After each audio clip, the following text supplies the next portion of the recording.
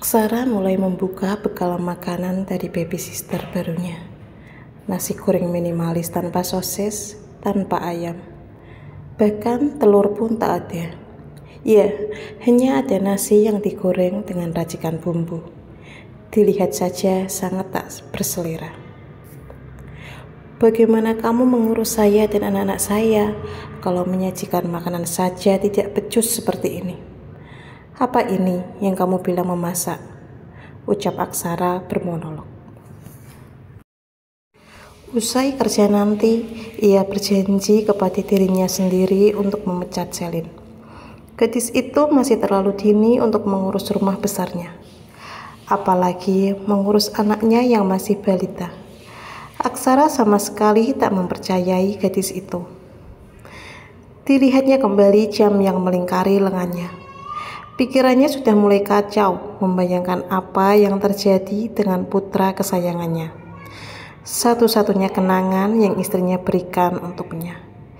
Ya, istri Aksara meninggal ketika melahirkan Denim. "Bes, kita pulang sekarang," ucap Aksara. "Ini baru jam makan siang, Pak." "Terserah saya." Baik, Pak." Baskoro mulai melajukan kendaraan. Namun, tiba-tiba ekor mata Aksara tertuju ke kotak makan yang belum disentuh sedikit pun isinya.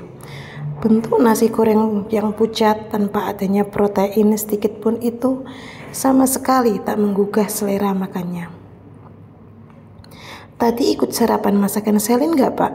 tanya Baskoro kepada tuannya.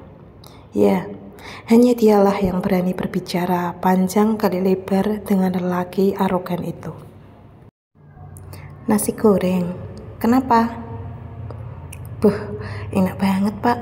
Masakan Bu Inah lewat," ucap Baskoro antusias. "Saya tak tertarik, lihatnya saja nggak menarik." "Justru itu, Pak, nasi goreng Selin mengingatkan saya saat di kampung. Masakan orang desa itu enak loh, Pak." "Gak yakin?" "Ya, terserah Bapak." Mendapati argumen seperti itu, kini tangannya mulai meraih kotak makan. Ia membuka wadah makan dan sedikit menyuapkan nasi goreng ke mulutnya. Awalnya ia tak yakin, hingga makanan bumbu deso itu masuk ke mulutnya. Aksara baru tersadar dengan apa yang diucap supirnya. Makanan yang dicap pucat dan tampil tak menarik itu nyatanya memiliki rasa yang luar biasa. Berkali-kali ia mengecap makanan tersebut untuk memastikan. Tapi perpaduan bumbu di dalamnya benar-benar pas. Tanpa sadar, kotak makan yang dibawanya telah kosong. Hanya meninggalkan sedikit minyak dari sisa penggorengan. "Bapak makan bekal dari Selin?" tanya sopir itu sambil melirik kaca mobil di atasnya. Lelaki yang menggajinya cukup besar itu tampak mengusap mulutnya dengan sapu tangan. "Ya." "Bagaimana, Pak?" "Biasa saja, tapi berhubung saya lapar, belum sarapan dan makan siang, maka saya habiskan." "Apa kita cari yang makan siang dulu?" "Tidak usah, saya tak yakin meninggalkan Denim bersama Selin." "Kenapa? Bukannya Selin baby sisternya Denim?" "Gadis itu terlalu belia untuk mengurus anak saya. Saya jadi tidak tenang untuk bekerja." "Tapi Pak, kamu fokus saja menyetirnya. Sekalian carikan saya baby sister pengganti itu. 1 kali 24 jam. "Tapi Pak, saya tidak menerima alasan, Bas." Kendaraan roda 4 itu mulai melambat ketika memasuki halaman rumah. Terlihat gadis dengan baju selitut itu tengah bermain dengan putra mahkota keluarga Aksara.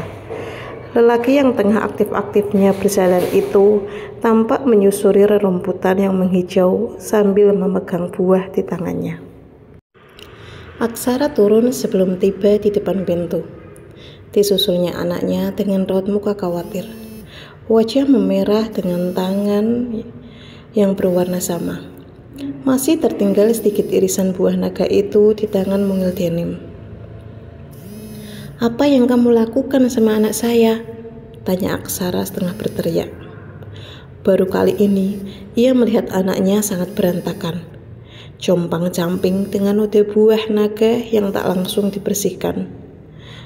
Bahkan anak yang begitu disayangnya itu harus makan dengan tangannya sendiri tanpa disuapi. Terus, kenapa anak saya dibiarkan telanjang kaki? Bagaimana kalau kulitnya tergores? Apa kamu bisa tanggung jawab? Selin menundukkan pandangan. Tangannya memilih ujung baju dengan ketakutan. Sedang rambut panjangnya setengah menutupi bagian wajahnya yang sedikit berisi. Maaf tuan, saya memang mengajari Denim makan sendiri. Selain supaya dia mandiri, sistem motoriknya pun ikut terasah. Begitupun dengan berjalan tanpa alas kaki. Ada bagian saraf-saraf di telapak kakinya yang harus tersentuh tanah dan rumput, supaya sistem motorik itu terbangun.